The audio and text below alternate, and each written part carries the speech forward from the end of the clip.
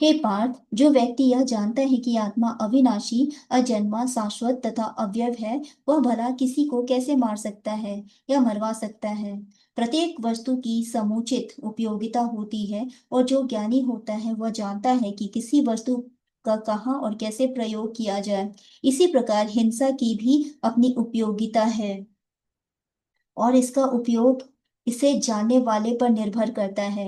यद्यपि हत्या करने वाले व्यक्ति को न्याय संहिता के अनुसार प्राण दंड दिया जाता है, किंतु न्यायाधीश को दोषी नहीं ठहराया जा सकता, क्योंकि वह तो न्याय संहिता के अनुसार ही दूसरे व्यक्ति पर हिंसा किए जाने का आदेश देता है। मनुष्यों के विधि ग्रंथ मनु संहिता इसका समर्थन किया गया है कि हत्यारे को प्राण दंड दे देना चाहिए, जिससे उसे अगले जीवन में अपना पाप कर्म भोगना ना पड़े। अतः राजा द्वारा हत्यारे को फांसी का एक दंड इस प्रकार से लाभप्रद है। इसी प्रकार जब कृष्ण युद्ध करने का आदेश देते हैं तो समझना चाहिए कि यह हिंसा परम न्याय के लिए है, और इस तरह अर्जुन को इस आदेश का पालन यह समझकर करना चाहिए कि कृष्ण के लिए किया गया युद्ध हिंसा नहीं है, क्योंकि मनुष्य या दूसरे शब्दों में आत्मा को मारा नहीं जा सकता।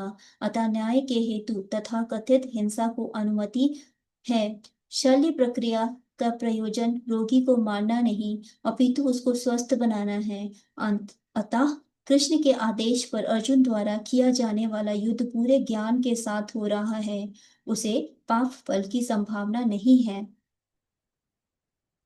जिस प्रकार मनुष्य पुराने वस्त्रों को त्याग कर नए वस्त्र धारण करता है, उसी प्रकार आत्मा पुराने तथा व्यर्थ के शरीरों को त्याग कर नवीन भौतिक शरीर धारण करता है। अणु आत्मा द्वारा शरीर का परिवर्तन एक स्वीकृति तथ्य है।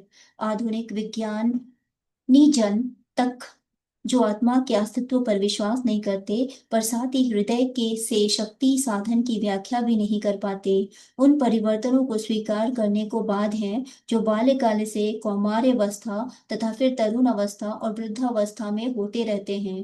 वृद्धावस्था में यही परिवर्तन दूसरे शरीर में स्थानांतरित हो जाते हैं। इसकी व्याख्या पिछले श्लोक में की जा चुकी है।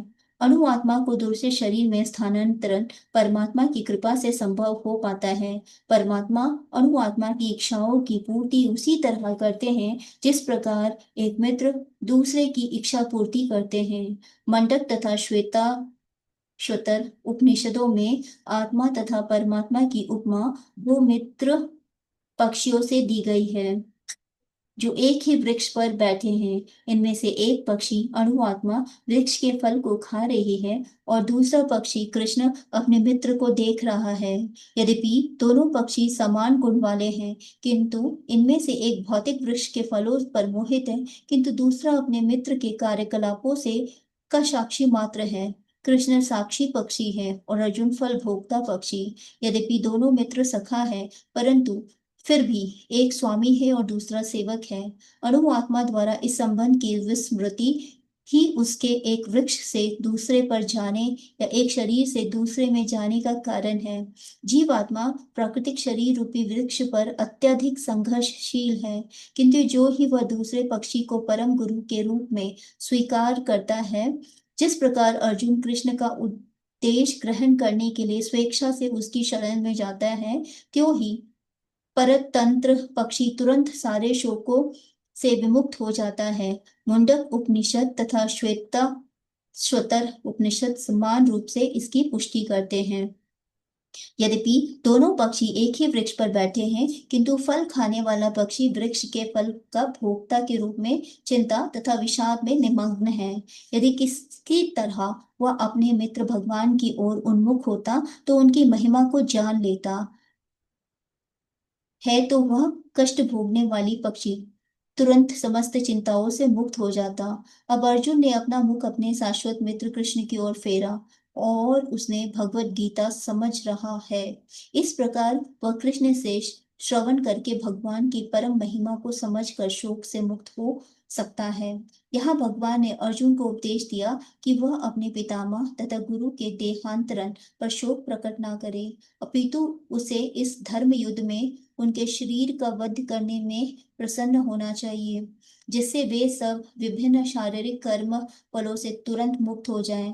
बलिवेदी पर या धर्म युद्ध में प्राणों की आपूर्ति करने वाला व्यक्ति तुरंत शारीरिक पापों से मुक्त हो जाता है और उच्च लोक को प्राप्त होता है। अतः अर्जुन का शोक करना युक्ति संगत नहीं है।